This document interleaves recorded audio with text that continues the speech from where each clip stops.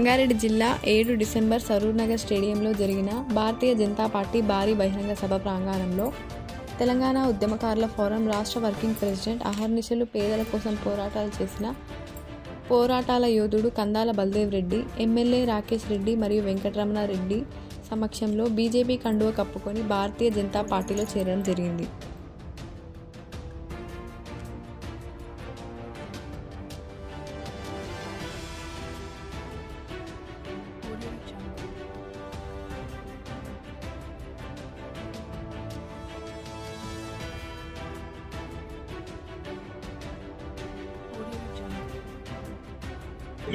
ఏర్పాట్లలో భాగస్వామ్యమైనటువంటి Rangareddy rural,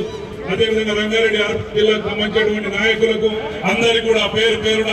ప్రతి ఒక్కరికి కూడా ధన్యవాదాలు చెప్తూ ఈ సమావేశాన్ని ముగిస్తా ఉన్నాం.